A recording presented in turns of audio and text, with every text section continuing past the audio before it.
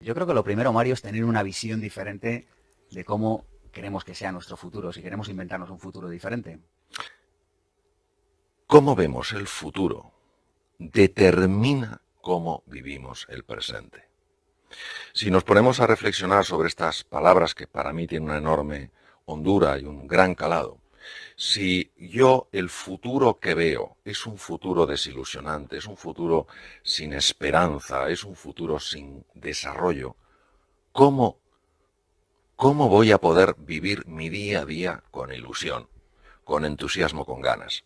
Lo viviré con desánimo, con desesperanza. Por tanto, los resultados que tendré serán unos resultados pobres, escasos, efectivamente. Al final habré creado un futuro desilusionante.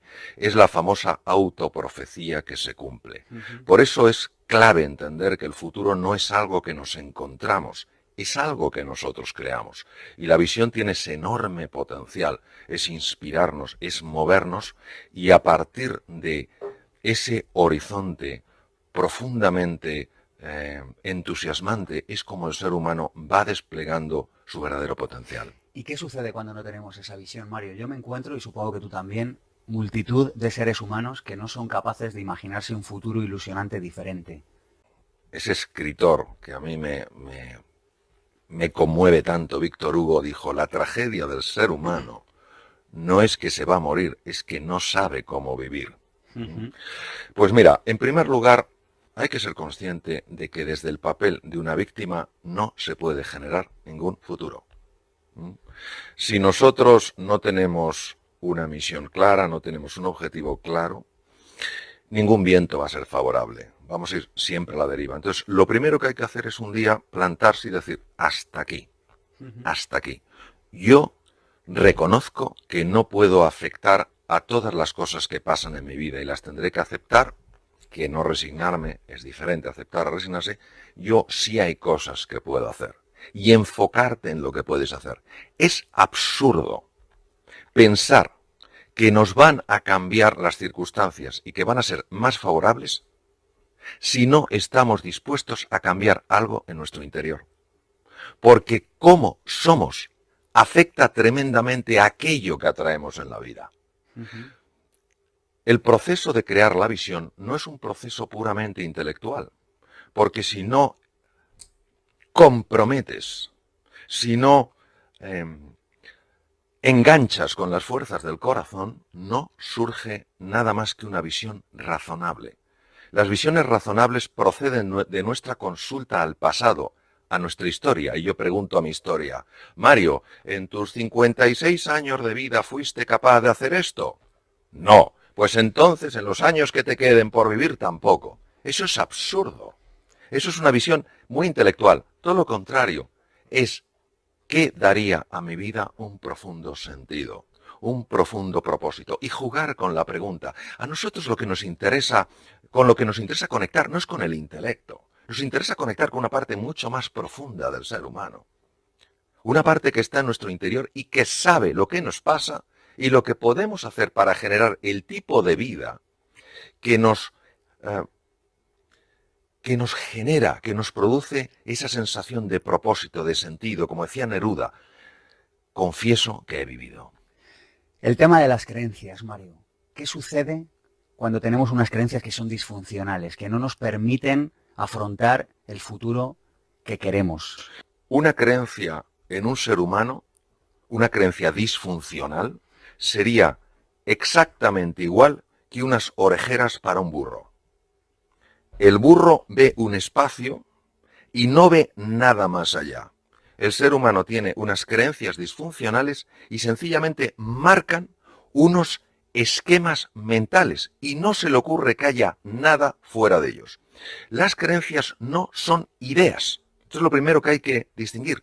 Son certezas para nosotros. De hecho, el filósofo español José Ortega y Gasset dijo, nosotros tenemos ideas, en las creencias estamos. Es radicalmente diferente. Es una certeza para mí. Yo a nivel inconsciente ni me cuestiono que las cosas puedan ser de otra manera. Eso es lo que hace especialmente desafiante transformar las creencias disfuncionales. Lo que pasa es que las creencias disfuncionales tienen un punto flaco. Es su famoso tendón de Aquiles. toda creencia disfuncional hay un momento en el que sale a la superficie, pero no sale como una idea, sale como una sensación corporal.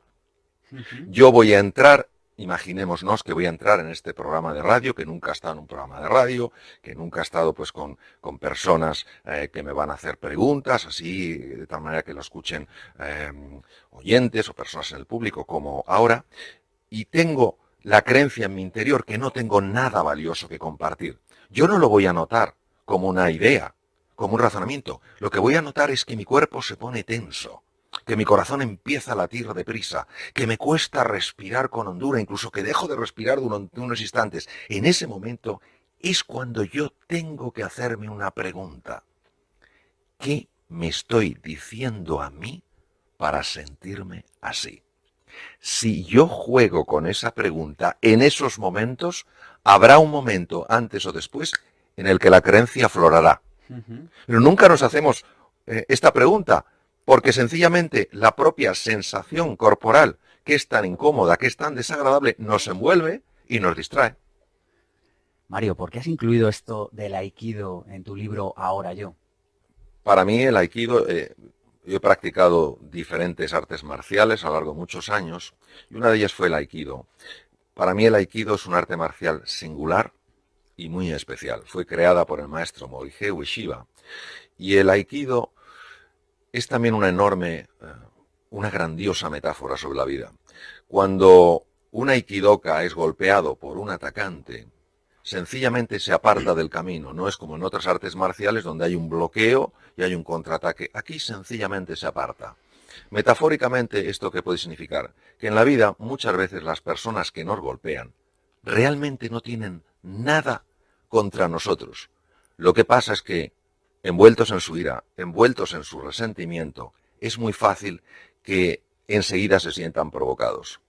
La primera parte del Aikido es te quitas de ahí, es decir, no reaccionas. No eres un ser que actúa en base a reflejos. Acción, reacción. Te quema, quitas la mano. Sino todo lo contrario, te apartas. Esto implica una enorme compasión. Compasión quiere decir comprensión del sufrimiento. En segundo lugar, te pones al lado de la persona. Es decir, intentas entender su mundo. Esto no quiere decir que estés de acuerdo con su mundo. Quiere decir que intentas comprender por qué ve las cosas así. Y en tercer lugar, en el Aikido lo que haces es redirigir al oponente. ¿Hacia dónde le rediriges? Le rediriges hacia un espacio en el cual esa persona sea consciente del daño que se está haciendo y del hecho de que podría tomar otras alternativas para cubrir mucho mejor sus necesidades. Dices también, Mario, que necesitamos empezar a formularnos nuevas preguntas y que hay que empezar a mirar en sitios diferentes y no donde siempre hemos mirado. Esto nos pasa mucho o con mucha frecuencia a las personas. Estamos dando vueltas y vueltas a nuestros problemas desde el intelecto, porque nos hemos acostumbrado a pensar que nuestra vida es puro intelecto. El desafío que tenemos es buscar en otro sitio. Nosotros podemos encontrar la solución, o al menos una respuesta a lo que nos aflige, no usando el intelecto, sino usando el poder de la razón a través de la reflexión. La palabra inteligencia viene de una raíz latina, interlegere, que quiere decir mirar adentro. Cuando nosotros somos conscientes del precio que hemos pagado por ese victimismo, del precio que estamos pagando por ese victimismo y del precio que sin duda vamos a pagar en el futuro si no tomamos responsabilidad en nuestra vida, entonces encontramos la palanca emocional para cambiar. Desde el intelecto no se supera la pereza. No podemos quitar de un plumazo una de las facetas más importantes del ser humano, el mundo emocional. ¿Cómo podemos recuperar esa faceta? Sencillamente volviendo a hablar de las cosas que nos entusiasman, de las cosas que nos ilusionan, de las cosas que nos angustian, de las cosas que nos preocupan, de las cosas que nos inquietan. Hemos de ser capaces de hablar con otros seres humanos de eso que está en nuestro corazón, porque si hay algo que a las personas nos une, es eso. Todos tenemos ilusiones, todos tenemos sueños, preocupaciones, angustias. Mientras no retomemos esa faceta al ser humano, ¿cómo vamos a poder resolver nada que está directamente relacionado con ello, si ni siquiera hablamos de ello. Es un absurdo. Pues yo quería formularle una pregunta. Quería preguntarle cómo podemos empezar a romper con los antiguos esquemas cuando nos proponemos reinventarnos y miramos hacia el futuro y en lugar de ver algo positivo o negativo vemos vacío. El vacío tiene dos dimensiones. Hay un vacío que es sencillamente la ausencia de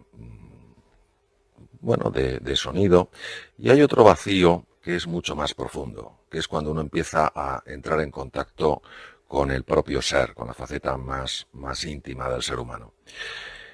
Creo que hay una cosa, Mónica, que es fundamental retomar, que es el poder de la reflexión. Yo en un momento determinado tuve que dar un cambio sustancial en mi vida, muy, muy importante, y dediqué un espacio de 4 horas ininterrumpidas para reflexionar. Tuve muchos momentos donde quería irme de allí, porque digo, ¿qué hago aquí? Pensando, reflexionando, tal cual.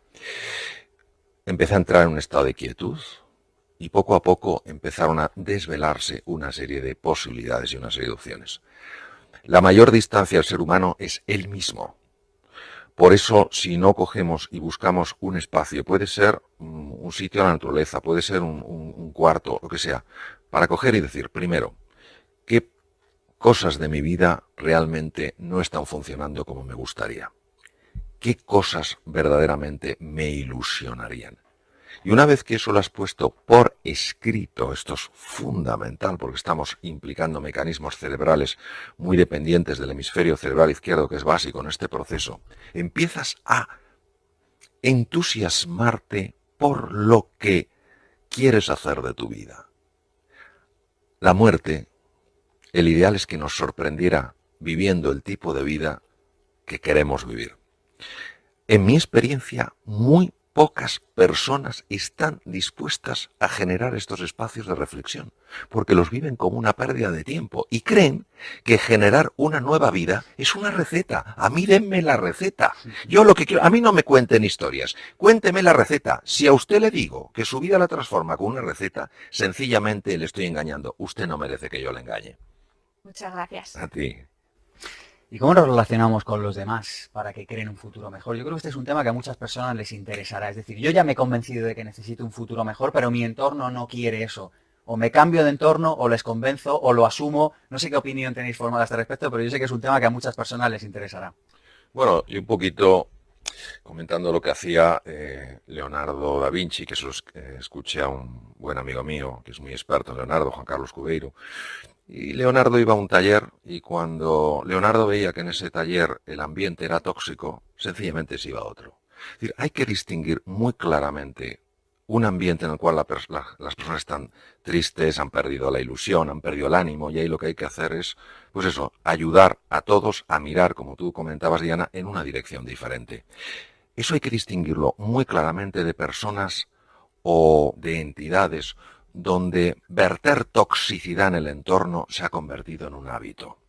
Mi propuesta es salir de ahí. ¿Cómo?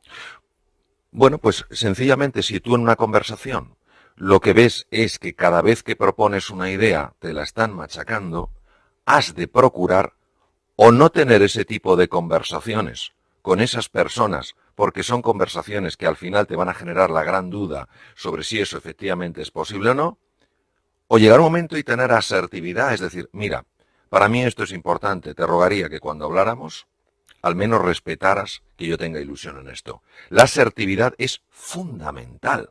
La asertividad no es dureza en el hablar, es firmeza a la hora de defender aquello que para ti es valioso.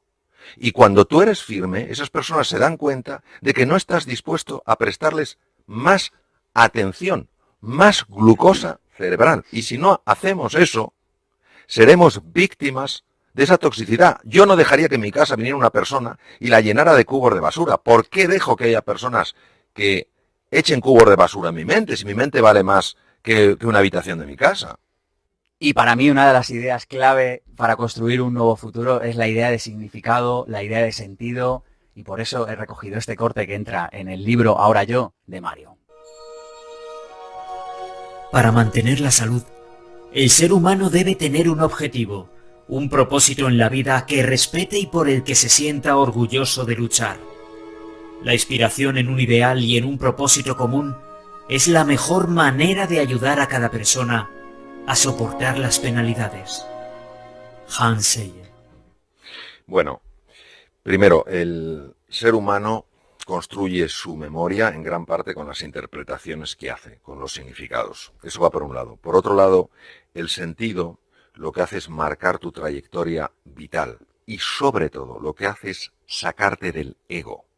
El sentido, el propósito, cuando forman parte también de ese propósito otros seres humanos, te obliga necesariamente a trascender del ego. Cuando trasciendes el ego, empiezas a desarrollar tu plenitud.